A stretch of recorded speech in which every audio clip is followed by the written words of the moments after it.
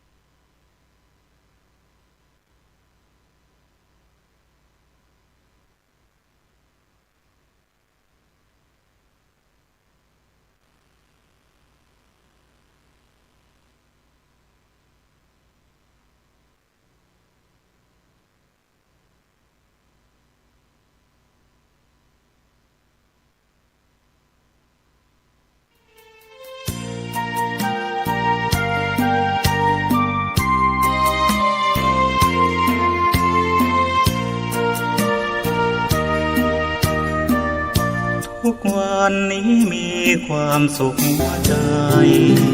ไม่โลภโกรธหลงอะไร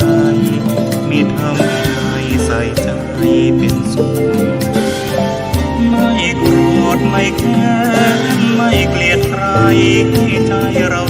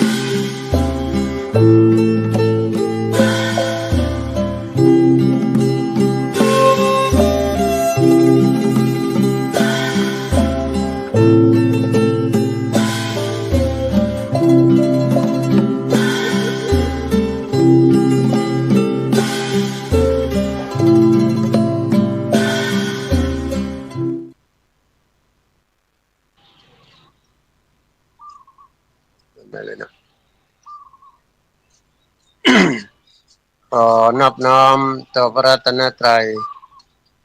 ขอถวายความเคารพพระเถรานุเถระทุกรูปเจริญสุขเจริญพรศรัทธาญาติโยมนักศีลนักบุญทุกท่านซึ่งในวาระโอกาสวันนี้อาตมาภาพพระครูวิพิตรประชานุกูลเจ้าวาดวัดหัวรินได้มีโอกาสได้มาออกรายการธรรมะรับอรุณก็แบ่งปันในเรื่องของหลักธรรมคำสอนขององค์พระจินวรพระสัมมาสัมพุทธเจ้าเพื่อให้เกิดแสงสว่างในดวงจิตคิดสิ่งที่ดีตื่นขึ้นมาแล้วก็มีความปรารถนาที่จะทำให้เกิดซึ่งมรรคปรนิพพานเป็นบุญญาราศีเป็นบุญบารมีธรรมคือคณะสัตยาญาติโยมท่านทั้งหลายได้มีมงคลแก่หูได้มีมงคลแก่ตาได้ฟังพระสนทนาธรรมก็รู้สึกว่าจะเป็นมงคลชีวิตวันนี้อาตมาภาพมากับบรรยากาศที่ชื่นใจเย็นหลังจากที่ได้ห่างหายรายการไปทั้ง2 สัปดาห์เพราะว่าต้องเข้าไปปฏิบัติศาสนกิจแล้วก็ไปดูแลเรื่องของสุขภาพเพราะฉะนั้นวันนี้ก็ได้มาแลกเปลี่ยนเรื่องการดูแลสุขภาพแบบองค์รวมซึ่งคณะสงฆ์เราขนาดนี้ก็มีพระอสวซึ่งเป็นแกนหลักแกนนำในการที่จะทำให้การดูแลสงเคราะห์พระเจ้าพระสงฆ์ที่อาพาธเจ็บป่วยนั้น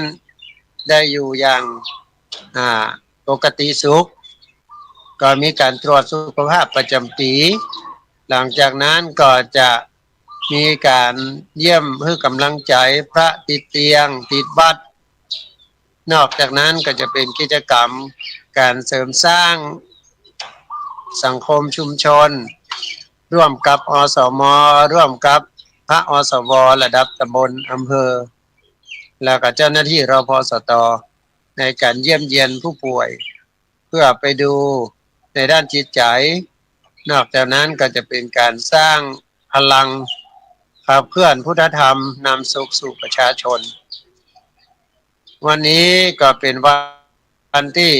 หมู่เฮาทั้งหลายต้องเผชิญกับบรรยากาศอากาศที่มันค่อนข้างจะเย็น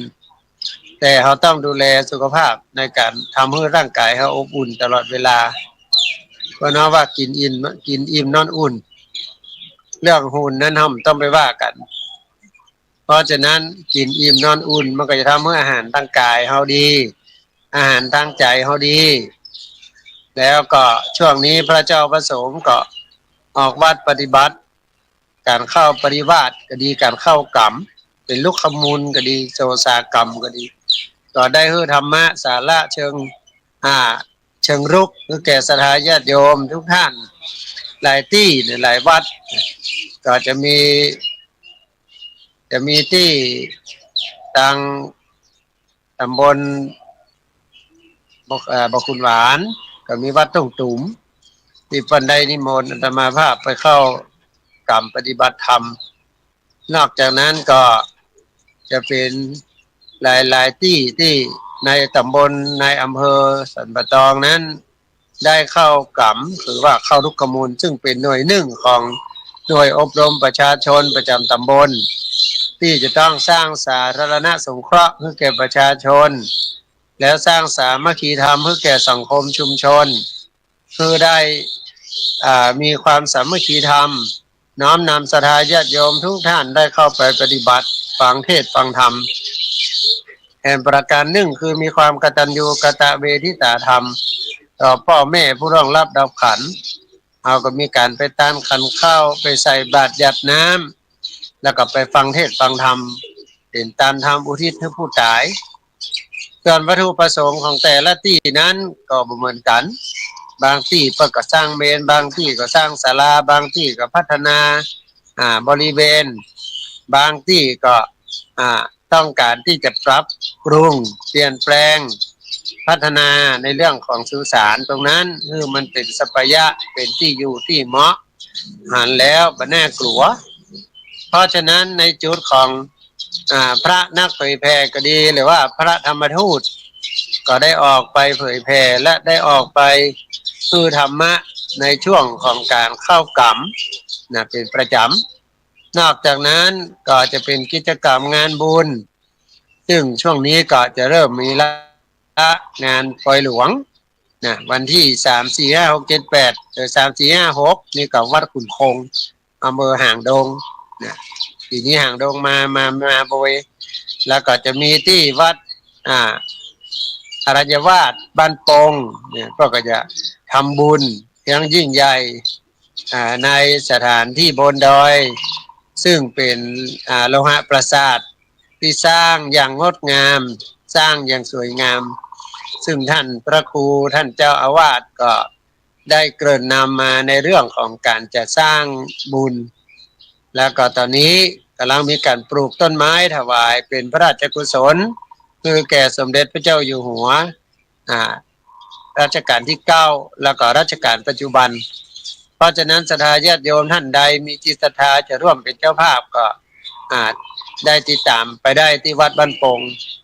วัดอรัญญวาสบ้านปง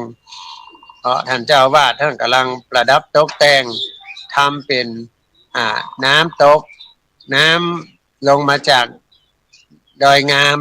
สู่พื้นที่ราบเพื่อที่จะทำให้เกิดความชุ่มชื่นแล้วก็มีการปลูกต้นไม้บัวน้ำบุตร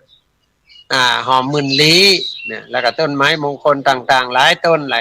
ลายพันเพราะฉะนั้นก็เป็นการสร้างป่าอนุรักษ์ต้นไม้ไว้เพื่อให้มีการดูดซึมดูดซับน้ำไว้ใช้ประโยชน์ในอนาคตเพราะฉะนั้นอันนี้ก็คือเป็นโครงการของคณะสงฆ์เป็นโครงการของพระนักพัฒนาอาจจะเป็นหน่วยอบรมประชาชน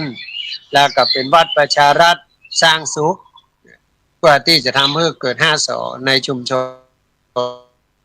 นในวัดร่มอารามจะทำให้มีความสงบสุขก็ต้องมี5 สเข้ามา5 สคืออย่างสะอาดสะดวกแล้วก็สวยงามตามเรื่องของความเป็นจริงบ่ได้วัดใหญ่วัดน้อยบ่เกี่ยวแต่ว่าอยู่ที่ว่าการพัฒนาชุมชนเข้าใจมากน้อยเท่าใดนอกจากนั้นก็จะเป็นการปรับปรุงภูมิทัศน์ในชุมชนสังคมเพื่อเกิดกระบวนการทำงานให้จิตใจดีสิ่งแวดล้อมดีสุขภาพกายใจดีชาวบ้านเข้าวัดมาก็มีความรู้สึกว่าสดชื่นสบายตาวัดเขียวขจีไปด้วยพืชพันธุ์ธัญญาหารมีตึงดอกไม้กินได้ต้นไม้คือออกซิเจน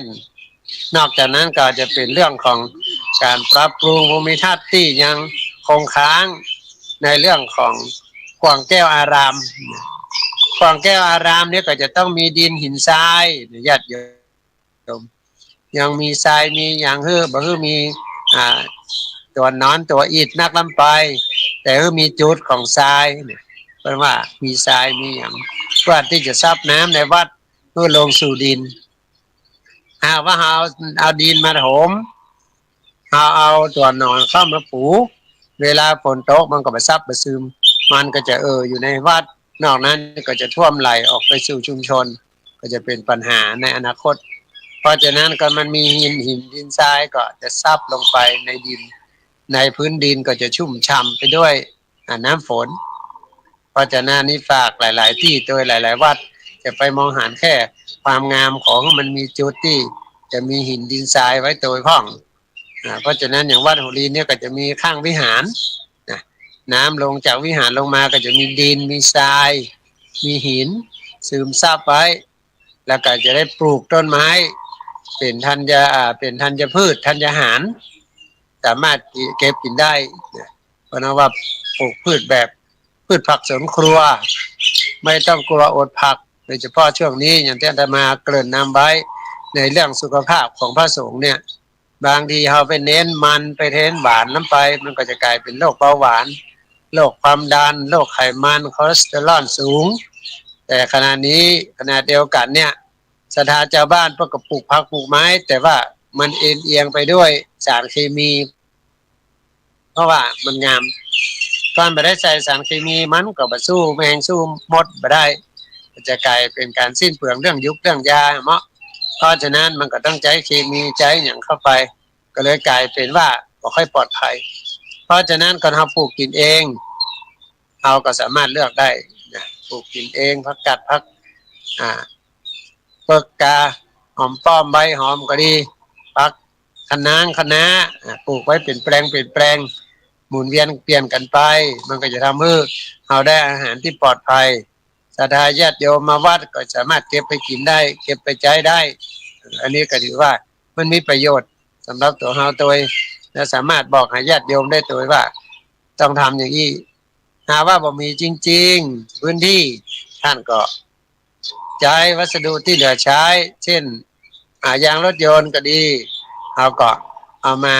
ดัดแปลงเป็นรูปดอกไม้เอาดินเข้าใส่หลังจากนั้นก็ปลูกผักปลูกไม้เข้าไปมันก็จะเกิดประโยชน์สำหรับการที่จะทำให้บ่ได้เสียเวลาแล้วก็บ่สามารถจะไปเป็นที่เพาะพันธุ์ยุงได้เพราะฉะนั้นศรัทธาญาติโยมสุขภาพดีเริ่มที่การกินโดยเฉพาะอาตมาเนี่ยช่วงที่อาตมาหายไปอาตมาก็เข้าไปรักษาตัวที่โรงพยาบาลหมอบอกว่าลำไส้เปราะหรือว่าลำไส้มีแผลเพราะอย่างเพราะว่าบางทีท่านอาจจะกินอาหารบันนักแล้วลำไส้เฮาก็เลยขาดอาหารเมื่อมันมีกรดหลั่งออกมาบ่มีอย่างย่อยมันก็ไปกระทบกับลำไส้เพราะอาตมานั้นส่วนมากก็จะเว้นเรื่องเนื้อ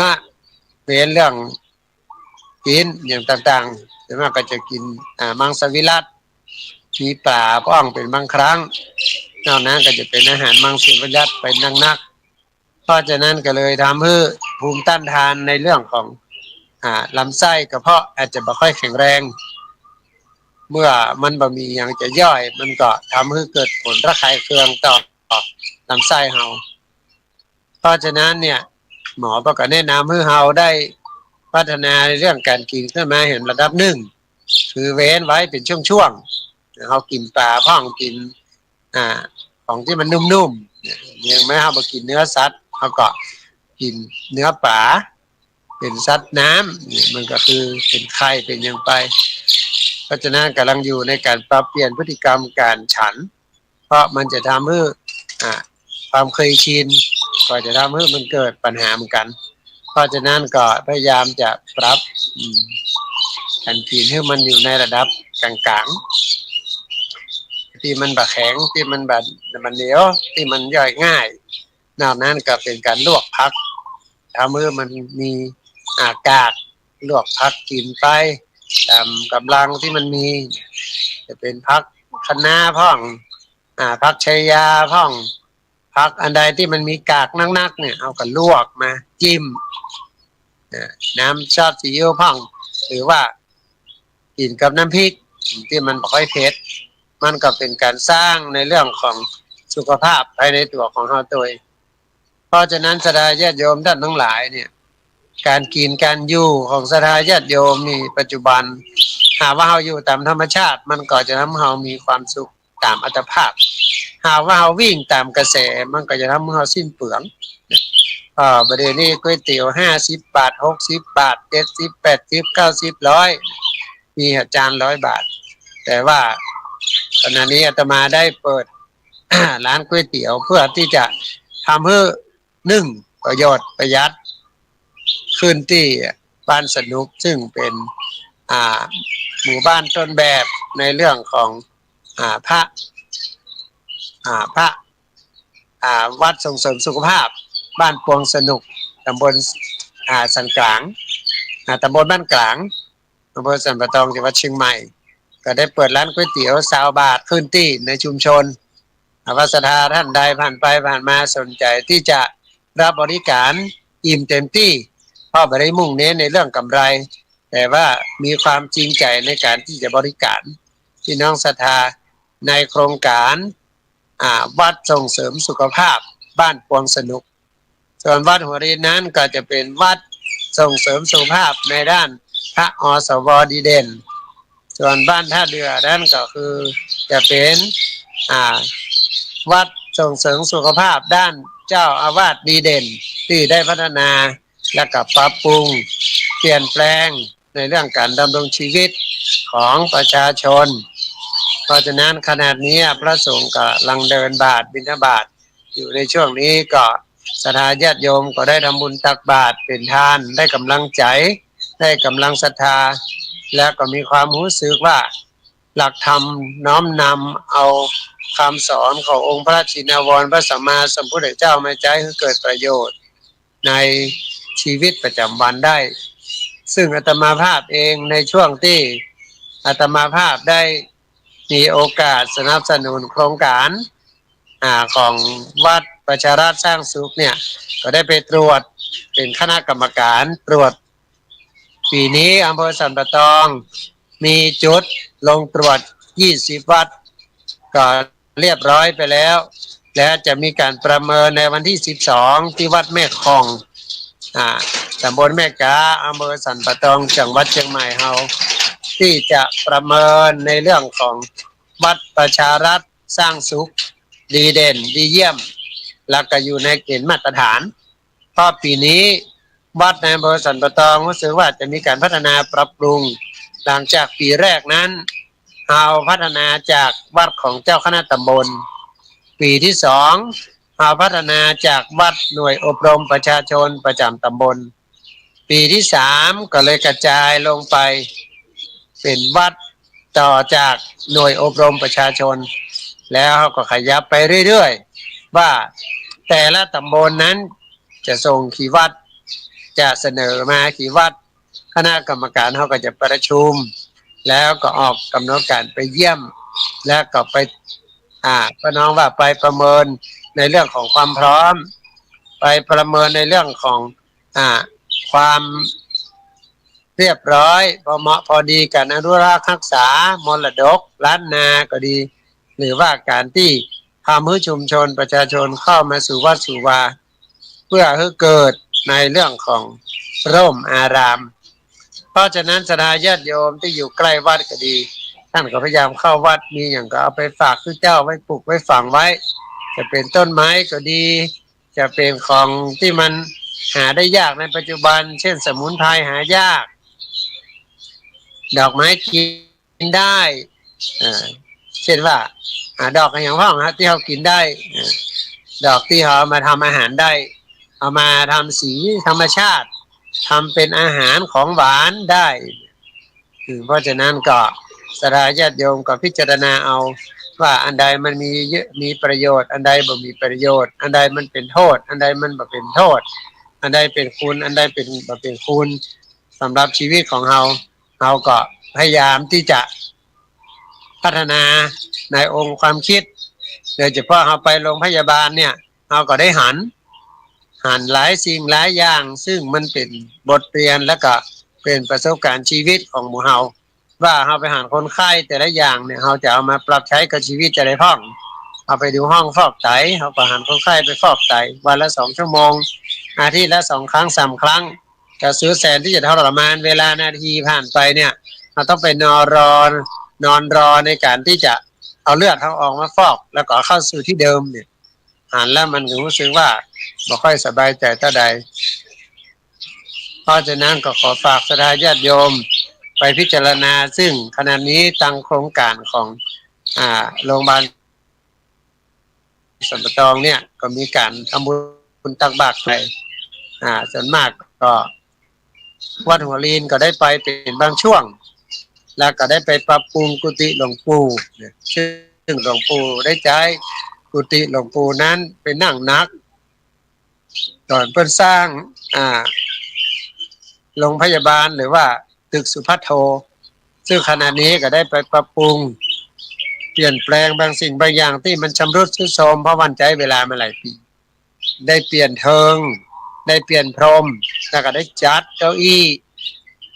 เป็นที่รองรับพระเจ้าประสงค์เวลาไปตรวจสุขภาพก็ดีไปพักที่นั่นแล้วต่างเจ้าหน้าที่ก็จะเอารถมารับพระสงฆ์เฮาเพื่อเข้าพบหมอหรือว่าท่านจะรอรับยาท่านก็รอตรงนั้นแล้วหลังจากนั้นก็จะมีเจ้าหน้าที่เอายามาส่งที่กุฏิหลวงปู่ ราะฉะนั้นก็เป็นการจัดระเบียบผู้พระสงฆ์บ่ได้เข้าไปปะปนอยู่กับศรัทธาญาติโยมก็ถือว่าเป็นการสร้างในเรื่องของอัตลักษณ์ที่ดีงามคือมันเกิดความดีความงามความเหมาะสมเพราะว่าการไปปะปนหรือว่าไปอยู่กับญาติโยมบางทีก็ทำมือภาพออกมาบางงามบางคนเข้าใจบางคนก็บ่เข้าใจเพราะอย่างเพราะว่าเราไปโรงพยาบาลเนี่ยมันหลากหลายไม่ใช่ว่ามีแค่คนพุทธมันมีทุกศาสนามีศาสนิกชนอื่นๆที่เพิ่นอาจจะมีความศรัทธาอาจจะมีความบ่เข้าใจในเรื่องของกองวัดปฏิบัติของพระสงฆ์เพราะฉะนั้นก็ทาง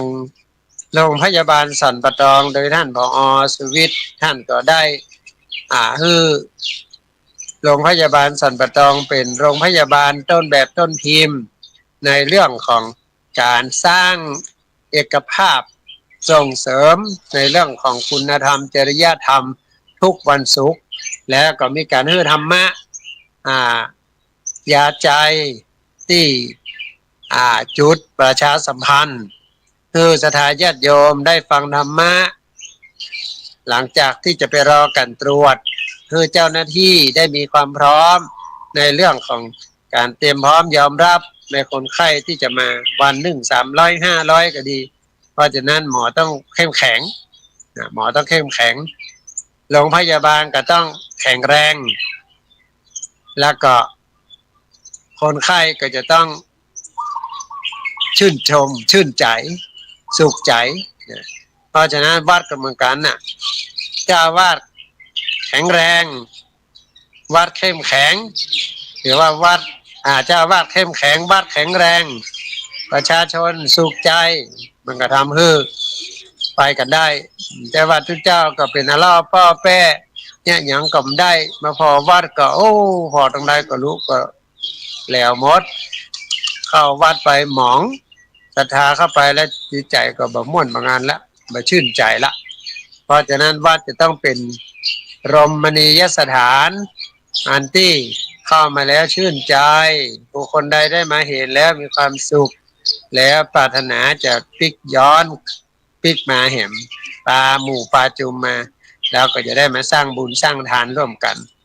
นอกจากนั้นในเดือนนี้เป็นเดือนสุดท้ายของพุทธศักราช2567จะเข้าสู่